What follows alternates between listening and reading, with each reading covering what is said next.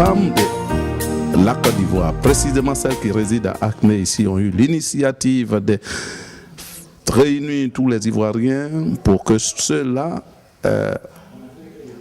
contribuent au développement de ces pays du point de vue politique. Alors, merci. Docteur, présentez-vous, s'il vous plaît. Oui, merci beaucoup. Je m'appelle Ba Soumalé Emmanuel. Je suis le président de l'Alliance des sociodémocrates, ASD, un parti politique ivoirien. Et je vis en Angleterre depuis 21 ans avec ma famille. Et je suis conseiller régional dans la région du Guémont. Et en plus de ça, je travaille comme tout le monde. Et je suis là aujourd'hui pour, sur invitation du Labour Party, qui est un parti britannique, un parti de gauche, qui nous a adressé une lettre. Et c'est à ce titre-là et nous sommes là aujourd'hui. Merci, docteur. Vous avez été invité par le Labour Party. Comment est-ce que vous avez accueilli cette invitation, docteur? Oui, d'abord, c'est par l'entremise de la députée Madame Meg, qui est députée de Acmé Sud, donc de la commune où j'habite, bon, qui a formulé cette invitation. Et donc c'est une occasion très intéressante pour moi, en tant que résident de la commune, d'être présent à cette manifestation au nom de l'Alliance des sociodémocrates.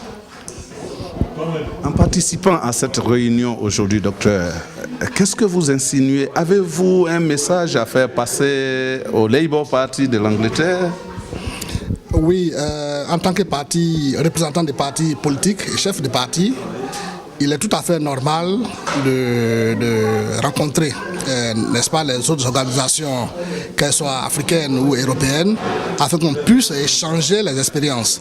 Et comme le Labour Party est un ancien parti, c'est vraiment intéressant pour nous autres d'être là et de voir ce qu'ils ont pu faire et comment ils sont en train de préparer les élections futures. Nous pouvons nous inspirer de cette expérience-là pour faire avancer la démocratie en Afrique en général et en Côte d'Ivoire en particulier. Votre présence ce soir ici, c'est de croiser le Labour Party, échanger avec lui. Ben, quel est votre projet futur pour la jeunesse ivoirienne, francophone présente en Angleterre, après avoir tiré toute cette expérience? Qu'est-ce que vous préconisez enseigner à la jeunesse? Quels conseils vous leur prodiguerez? Oui, vous savez, les chrétiens disent qu'il y a un temps pour toutes choses. Et à notre niveau, nous pensons que le fait que la plupart des jeunes ivoiriens se retrouvent en dehors de la Côte d'Ivoire n'est pas un fait du hasard. Pour nous, nous pensons clairement que c'est une époque qui avait été élaborée naturellement pour que les Ivoiriens viennent apprendre, échanger avec les autres communautés et répartir, parce qu'il ne suffit pas d'apprendre, mais il faut répartir et mettre ce qu'on a appris au service de notre pays. Notre pays est un pays qui est en développement, et émergent, comme dirait l'autre, mais qui a toujours besoin de toutes les compétences. Donc moi j'encourage mes compatriotes ivoiriens résidant en Angleterre de continuer à se former dans les différents secteurs de la réalité sociale et faire en sorte que d'ici peu, ceux qui ont finalisé leur formation et qui peuvent être utiles à nos régions, à notre pays, retournent en Côte d'Ivoire pour se mettre au service de la nation. Parce que cette nation, en nous acceptant d'abord à la maternelle, à l'école primaire, au collège et à l'université, a investi en nous. Donc il est maintenant notre devoir de lui rendre la monnaie. Donc j'encourage les jeunes gens à se former et à être utiles pour leur nation. Merci docteur, merci d'être avec nous ce soir. Nous reviendrons à vous plus tard. Merci. Je vous remercie. Présentez-vous. Je m'appelle Sylvain de Bogou, je suis le secrétaire général FPI, la section de Londres. Et donc je suis là aujourd'hui pour représenter le FPI qui a été invité officiellement. Et donc le représentant Abdon Bayote n'étant pas disponible, il m'a délégué pour venir représenter le parti à cette manifestation. Monsieur le secrétaire général, qui vous invite ce soir ici à Aknè? Ce soir, c'est des Ivoiriennes qui sont entreprenantes et donc qui appellent aussi leurs députés. Donc nous venons rencontrer et ces sœurs ivoiriennes et en plus d'elles, leurs députés pour discuter.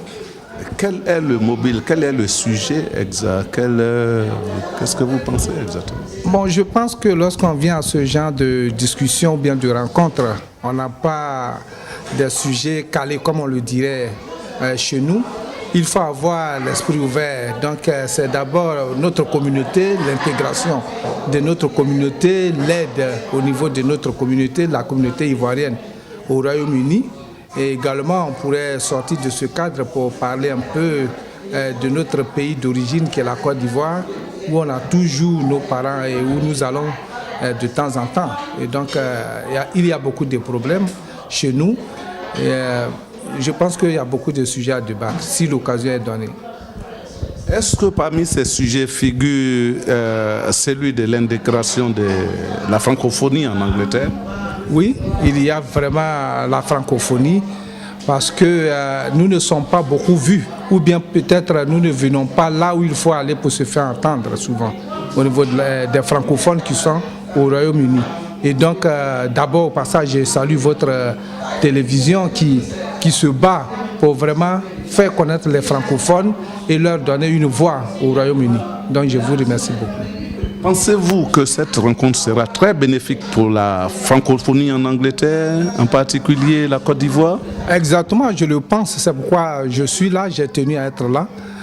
Étant donné que nous n'avons pas ce genre d'occasion très souvent, je pense que tout le monde devait venir pour vraiment profiter de cette occasion et prendre contact avec les députés et les autorités et encourager également les femmes de chez nous, les sœurs de chez nous qui organisent ce genre de rencontres pour que demain, d'autres ouvertures se présentent.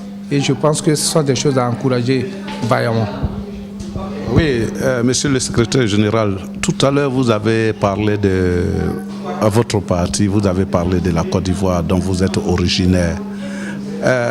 Quelques indiscrétions me diront tout à l'heure. Est-ce qu'il vous arrivera à poser une question, par exemple, sur la Côte d'Ivoire, sur la politique de la Côte d'Ivoire, sur la libération du président Laurent Gbagbo? Bon, je ne voudrais pas aller dans ce sens. Je voudrais plutôt prendre contact avec le député pour discuter peut-être en aparté un autre jour. Parce que là, je ne voudrais pas focaliser cette rencontre-là sur l'affaire FPI ou bien l'affaire ivoirienne en tant que telle. Mais je voudrais vraiment avoir cette chance-là pour parler au député qui sera là ce soir. En tant que grand leader de parti, quel message vous lancez à la population ivoirienne ce soir? À la population ivoirienne, surtout au Royaume-Uni, je dis que nous devons nous détracter. Il faut qu'on aille aux rencontres. Il faut qu'on contacte les autorités. On ne peut pas vivre dans un pays et vivre en aparté. On ne peut pas s'exclure d'une nation où nous vivons. Il faut s'intégrer. On s'intègre et en même temps on peut penser à notre pays d'origine. Prenons l'exemple des Indiens, des Pakistanais, des Juifs.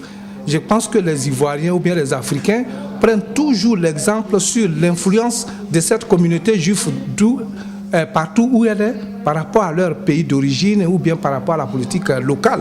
Et c'est ce que nous, Ivoiriens, nous devons faire.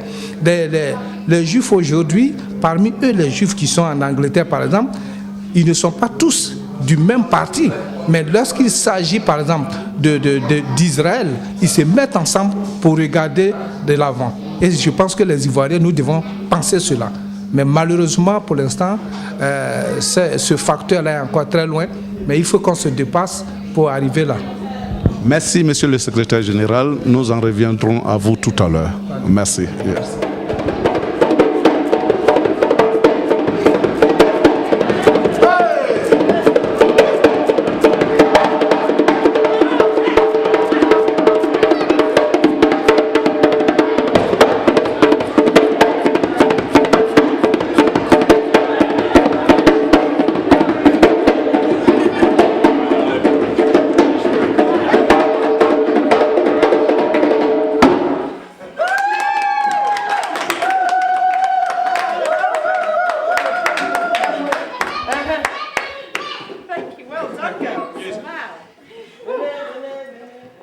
evening, everybody. Bonsoir et bienvenue. Very good to see you. Simone, before we all sit down, why don't I just welcome us? We'll have a bit of time to get some drinks, maybe some more food and talk, and then in another 10 minutes, when we've all got a drink and had a chance to introduce, then Meg can say a few words. So don't rush for a seat, but welcome to St. John's Church in Hoxton. My name is Graham. I'm the vicar, the priest here at this church, and I've become friends with Simone over the past few months through our involvement in the local Labour Party group that meets down here in Hoxton. And Vera, where's Vera? Vera over there is a member of our congregation, and she's been helping organise this evening. It's a real privilege to welcome all of you here, and especially to welcome Meg, who's a dear friend and our MP for this constituency. And we're going to say more about Meg and about her role and about our role in this community. And Meg will no doubt have things to say about the country and about the role that we can all play in the country in a little bit. But the first thing to do is say thank you for coming and giving up some time. And I do encourage you to have some more food and some more drink, and then maybe just to go and introduce yourself to somebody that you've not yet met. And form the friendships and the partnerships, and we get some more music and dancing. And at about 8 o'clock. Our Father in heaven, we thank you for your blessings. We thank you for your goodness in our lives. We thank you for gathering us safely this evening in this place.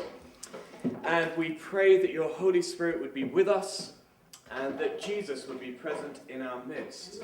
And that as we seek and as we pray for your kingdom to come on earth as in heaven, you would give us the vision and the tools and the zeal to work in our neighbourhoods, in our city, in our country, and across the world for your coming kingdom of justice, peace, and love. We ask this in Jesus' name. Amen. Amen. Do grab a glass of juice or wine. We'll have some music on again, and then we'll gather back. I went to Rwanda. Because I went to Rwanda, and I was at the La Petite Barrière, near the DRC, and they did an interview with me, and then I said, would you like me to do it in French? I did a very bad interview about French. I will. I'd love to. I would love to come to the Ivory Coast. Of course. So you mean you happy I'd be happy to do an interview. Of course, why not? Okay. Well, happily do an interview with you as well. I have a mission to get about. Oh, well, I'll tell you about when I speak. But why Africans for Labour needed to get set up. There were really important reasons why that needed to get established. There was not enough African voice in British politics at policy making level, and there were a lot of people who were in jobs below their qualification. There was a lot of discrimination going on. That's why. Obvious, but that's why we're here today. And earlier on, like I tell the lady, I said, we Francophone African, especially Ivorian, we can't do something without our mates, because we got our top leaders here. When they are talking to a politician but we need more here, French Africans in Parliament. Yeah, they He's need. also one of the others parties. Yeah. Nice to meet you. You know, the all Francophone need to see them and to know what they're talking about. And in Hackney now, French is the second or third most spoken language. Yeah. And so it's French from France, because they seem to be coming over in. But I think London's French now the African. and French African, who were here before the French from France came in big numbers. Yeah. So you blazed the trail for your fellow linguists. But it's also there is a real issue about how. Well, one, that's actually a great skill for our young people, but actually, I have to. I should enjoy it here.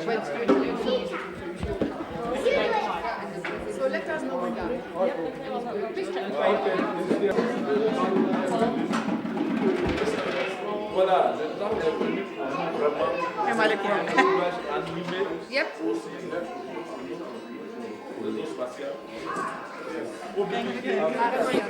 A Christian, if you are baptized, you are made into a new kind of person, a new kind of polis, a new kind of people. And in fact, the Bible uses the Greek word polis to say you are a new people. And of course, polis in Greek is the word from which we get our politics, meaning the body of people.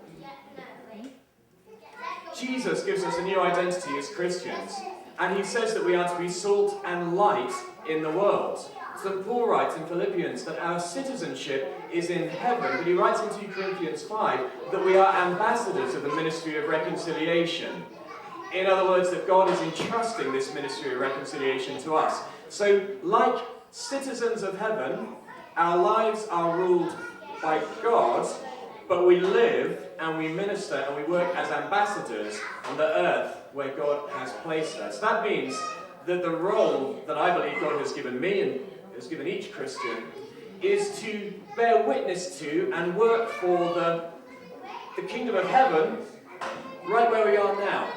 In Hoxton, in my case, in London, in other parts of London for some of you, in other countries around the world. And not to throw our hands up in despair and say nothing can ever change and we'll just wait for Jesus to come again and then it will all be fine. But to live obedient to his command, to cross the road to help the vulnerable, those who are victims in our society, those who have been brutally mugged and left bleeding for dead. You remember the parable of the Good Samaritan, where the Samaritan is the one who crosses the road, and this seems scandalous and outrageous to the listeners in Jesus' time. It's so unusual. But Christians are people who know that God crossed the road to rescue us and says, go and do thou likewise. It won't escape your notice that this year is a very important year in politics. There's going to be a general election in 4 months. And I think it's really important that whatever way, I have my own views about what way people should be voting, but whatever way, and Meg can talk to you more about that, but whatever way people are going to vote, what I want is for Christians in congregations to think that their vote counts and makes a difference and that it matters, not just that they vote on May the 7th, but that they show up in the life of their church, the life of their local community, their neighbourhood, their local branch party, whether it's Labour or Conservative or whatever it might be, in their workplace. They show up and live active in political life for the next 4 years, 5 years before the next general election as well. It's not just what you do at the ballot box, it's how we live in the in-between times as well. So I'm really thrilled that Simone wanted to organise this evening's meeting, and I'm really thrilled that Meg is here, and Meg can say a little bit more about what her vision, what the vision of the Labour Party is for this country. And it's a real privilege. I represent, as I explained to the children, I have the privilege of being elected. But by being elected, I need to listen and engage with people who've got messages about what I should be raising with Parliament. And so I want to talk a bit about Hackney, a bit about Francophone Africans in Côte d'Ivoire and Africa more generally, and then a bit, as Graham said, about the Labour Party and what's at stake in the next general election. I think I've sort of summarised to the children really the challenge. There are challenges we know in Hackney. And I represent an area which many people tell me in Parliament. Well, funnily enough, when I started in Parliament, I hardly even wear it now, my I Love Hackney badge, because part of my job was to tell people that Hackney was a positive place. But the number of people who would stop me in Parliament and say, Hackney, would you feel safe walking around Hackney? And things like that, other MPs. And my job was to stand up for 2 years relentlessly. I just stood up and told positive stories about our community, our neighbourhoods, our people. And the message got through. Partly that, partly other things. The good people of Hackney standing up for themselves and arguing that point. And now people say, Hackney's so cool, so trendy. And I have to point out that there is an achingly cool part of Hackney. You've got pink hair, purple hair, big beards, hipster look. But there's a lot of aching poverty here in Hackney too. And so I really feel very strongly my job now is, funny enough, the other way around, to remind people that there's a lot of people struggling in Hackney. I'm going to touch on that about what I think we should be doing in May. I also represent I'm very proud to represent one of the largest multiple groups of diaspora communities from particularly West Africa and other parts of Africa and the country. One of my missions actually as a Hackney MP is to remind many people that Africa is a continent, not a country. I'm sure some of you have that challenge as well. But that is a sad reality that this is not necessarily understood in the countries, which is one of the reasons that I was very instrumental in getting Africans for Labour set up. This is an organisation that speaks up for Africans in the Labour Party. And one of the challenges I found was I constantly met constituents who were working in jobs below their qualification level, who were facing day-to-day discrimination, not necessarily overt, it's a bit subtler than that, isn't it? Oh, I don't understand the way they speak, or I can't pronounce their name. I have to say, be proud is great, actually. What's great about the African diaspora as a whole, but particularly you're from Côte d'Ivoire, people are proud of their names and proud of their heritage, and you should be. I've worked over the years with Chinese and Cypriots who often anglicise their names, and I think people should have the respect to know, and I think that's a really important thing. So that's a very good step. But there is still that prejudice out there. So we set up Africans for Labour, born in Hackney Town Hall. I remember one Saturday morning helping to get it established. It's still going. And this being counted, standing up, getting involved. So it was show up is one of the messages from Africans for Labour. If you don't get involved, Parliament will not look like a Hackney bus, as I always put it, and we will not have the right people involved. But you've got to get involved. So Africans for Labour is a vehicle that we use in the Labour Party to promote concerns and issues around both what's happening in people's mother countries, but also about making sure there's representation, hopefully in Parliament. Now, we now have 2 Nigerian origin MPs, Chi Onwura from Newcastle and Chukwumuna from Streatham, so you're from Lewisham, not far from you. We also have a Ghanaian MP, Sangiama, who's actually a Conservative MP, but that's great that we have, I don't mind where I want all parties to represent the future of our country and actually in areas of the world where we have lots of interests. But I want you to think about these bright young people I was just talking to, who had certainly you 2 girls, I've got to say. There are not enough women MPs, do you know that? There's more men in Parliament today than there have ever been women. And we have a very poor record on black MPs, frankly, whatever black background people are from. So you 2 should think about becoming an MP. Answer that? Don't worry about it just yet. Or a big one. Or a big one. There's competition here. We have to ask us questions about which is the most exciting job. I think, we rival each other for the most exciting job, because Graham has this great church she lives in half the time, really, and I have Hogwarts, so you can decide. But think about it, okay? Think about becoming an MP one day. So we do need, though, to encourage our young people to take on these roles.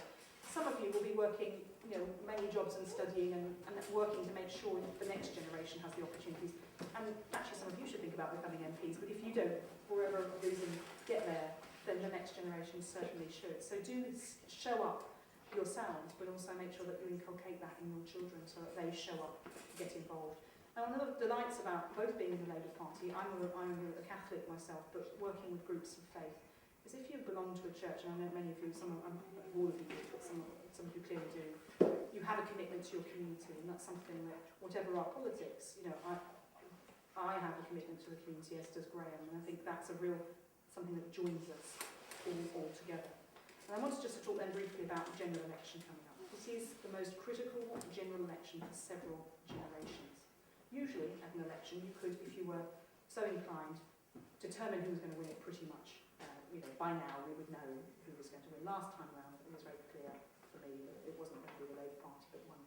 I'm a Labour MP, and I'm a Labour MP partly because of my faith and desire to make sure that aching poverty is recognised and tackled, and that people who are going through difficult times are given the support and encouragement and the step up that they need to take control of their lives, because that's what most people want. People aren't scroungers, like often are criticised. The negative attitudes that are coming out about people who were born overseas, who are on benefits. These are nasty, nasty stereotypes that are not true in my experience. And we need to make sure that we're standing up, I believe, for what is right, which is making sure that there is a strong safety net to catch people before they fall, and not let them get to the point where they can't rescue themselves from the situations of poverty or bad luck sometimes, when people fall out of work or relationships break down or whatever. So we have this absolute huge opportunity. But if you don't show up, it won't happen. If you don't show up, then we will see people sleepwalking into possibly the wrong results. And sometimes I've come across people saying, I didn't vote, but they, meaning the party that got in, won't let that happen, will they? And there's this attitude that nothing very bad can happen, but it only takes good people to stand aside and let others participate.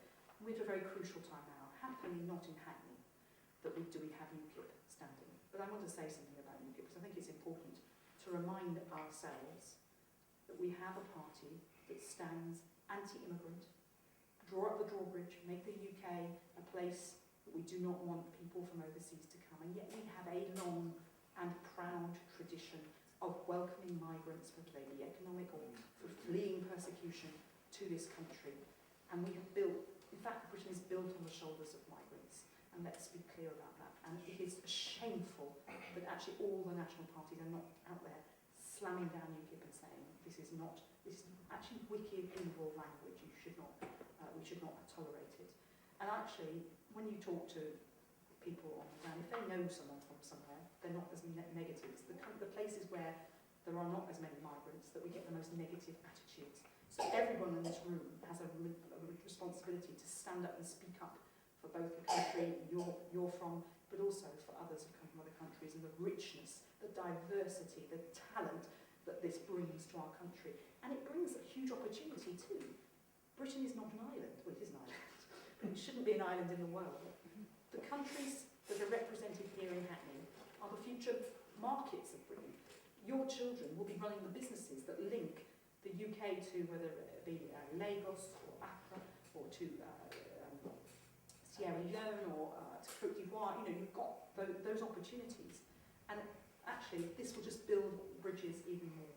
So we have not just a battle for who's going to be the Prime Minister, who's going to be in government, but really a battle for the soul of Britain. Because if a party like that makes headway, it means that the other parties will end up trying to adjust to accommodate that point of view. And that's a brutal reality. And we've got to make sure that that doesn't happen. So here in Hackney, we may not have that immediate battle at the next election. Though there was a UKIP candidate here last time, there were 11 at the Reigate, so I didn't take it personally. And I still got elected as a Labour candidate. We're getting a Labour MP in Hackney, and in Hackney North for Diane Abbott, our first ever black woman MP, who I'm proud to serve alongside. Travelling internationally, just exploring the world. And when he was in Ghana, he found himself homeless and with no money left to stay in a hostel. And he was taken in by a family who showed him great kindness, and he was welcomed really well. And he discovered that as the family business was to make djembe. But the trouble was they couldn't sell and trade their djembe properly. They were being exploited and ripped off, and this family business was struggling. They weren't making enough money. They couldn't support themselves. And he was a drummer and a percussionist, and he loved hearing the story. And when he came back to London, he had a brainwave, and he thought, there are loads. Why don't I start importing and buying drums and enabling, he's supplying schools where children get to learn